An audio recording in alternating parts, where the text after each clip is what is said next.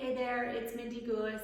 I Sunday morning just got back from a run before the rain comes, and I'm gonna go through my stretches, and I thought I would share some of the stretches that I do after I run. So running uses a lot of forward movement, obviously. So as we're running, we're constantly driving the knee forward. So using a lot of hip flexors at the same time, pushing off with the back leg, using a lot of glute muscles there. And then even with the arms, we're getting, we should try to be keeping our arms pretty relaxed, but sometimes shoulder tension can build up too. So I'm going to just start on sitting and first stretching out through the hamstrings to kind of loosen up there. So when we do the hamstring stretch, sitting nice and tall, you want to make sure your ears are lined over your shoulders.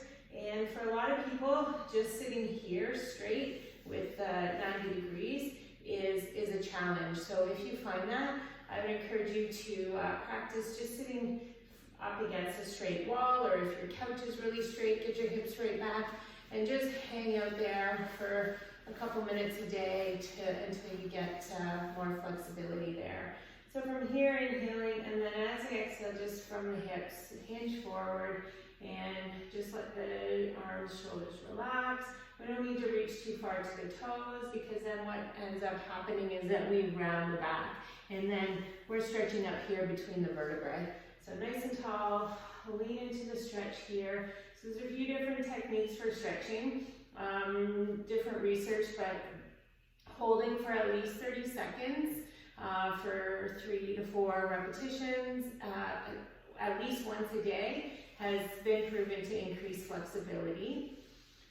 So release the stretch, exhale, come into that again, and just hold it there. And you just want to notice that your legs, thighs, the quads should be relaxed, and just letting the stretch happen through the back of the thighs here.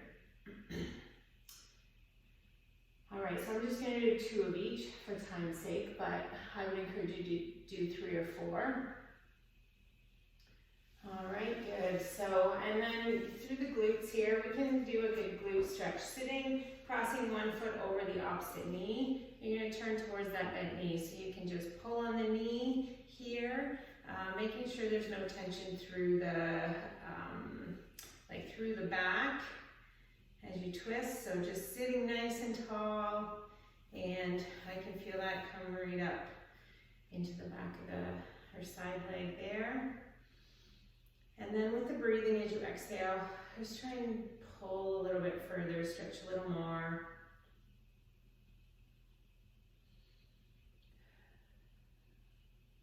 Good, and then we're going to do the other side, of course. So crossing the other foot, sitting tall, inhale, grab that knee, exhale, and rotate to the other side. And just hold for a few full breaths. If you're taking nice deep breaths, that full exhale, 3 full breaths is likely 30 seconds.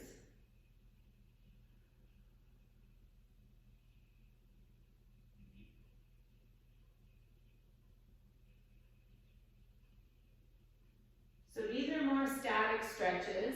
So these are the type of stretches that you would do after feet together. Just let those knees drop out to the side, loosen up those inner thighs. Again, nice and tall, and just a slight forward lean. Let the weight of the legs just kind of pull down there, and you can lean forward a little bit more to get a deeper stretch. Some people like to press down on their knees. Just want to make sure that you're not hunching your back a whole lot there. So keeping those shoulders back and down. So I was saying static stretching is where you're holding the stretch for a longer period of time, typically at least 20 to 30 seconds. Okay, it has, there's been, again, different research that it's not very effective at the beginning, which makes sense because if you're, for instance, going for a run, we want to warm the body up to prepare it for the activity that you're going to do. And sitting and holding is not part of running, right? So warm-ups is going to be more dynamic, active movement type of range of motion to get blood flowing into the joints, into the muscles, and get them ready for the activity that you're going to do. These type of static stretches are great for after, to kind of open up the joints, let the muscles lengthen after they've been constantly contracting and tightening over many repetitions. Okay, excellent.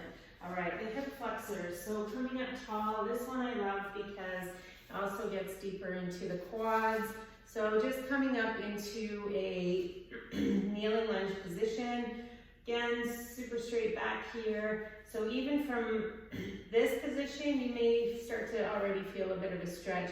You want to tilt the pelvis under slightly, so your tailbone's coming forward, and then as you exhale, just slowly lean forward until you start to feel a stretch in the front of the hip there.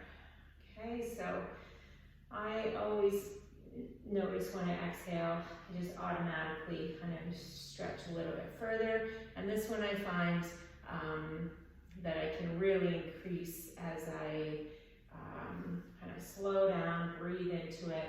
And so if you find you're stretching further, just walk that foot forward, exhale, and stretching right into that. So just opening up the hip here. And then you can always add an arm reach. So same arm as that back leg. If you reach it tall, you're going to extend the stretch all the way up this side fascia here. So always think about nice straight body alignment, good posture. Good, all right, and let's try the other side. So step that other foot forward, nice and tall, tilt under, inhale, exhale, everything straight to the ceiling, and breathing into that. So with your exhales, just try and stretch a little further.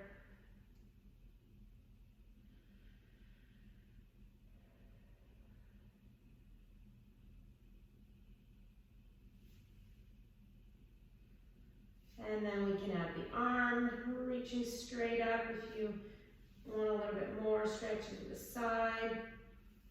Running is actually a fantastic activity for your core. The muscle activity through the core during a run as you pump the arms, and I mean ideally we don't want to be twisting the torso, but there's a little bit of that rotational movement happening with every step. You're really getting it, and especially with the full breathing that you're doing, that really gives your core a really good full workout. Good, okay, excellent.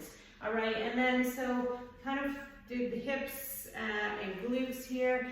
The other area, so our quads and hamstrings come down around the knee. If you're getting any knee pain when you're running, it could be, oftentimes pain at one joint is a result of some kind of movement imbalance happening at a joint above or below it. So you want to make sure that your hip mobility is good and that your mechanics as you're running are proper, and I'll do another video about that. But next then, so we've covered the hip, I just want to go over a couple ankle.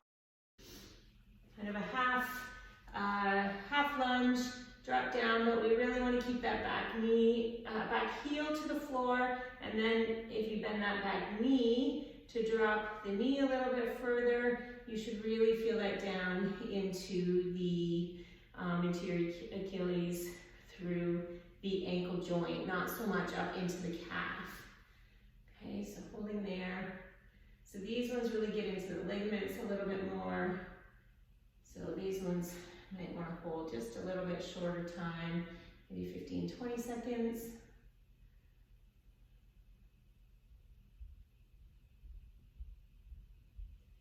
Good, and then the other side, heel down, and a half lunge, drop the knee to really stretch through the Achilles.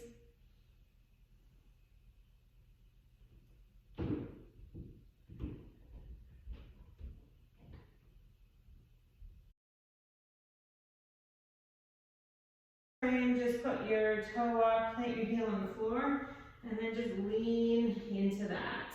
Okay, so this one is much more intense stretch. So 10 seconds or so, release, and then do it again. And I would suggest 4 or 5 times for that one. All right, and then just general mobility of the ankle.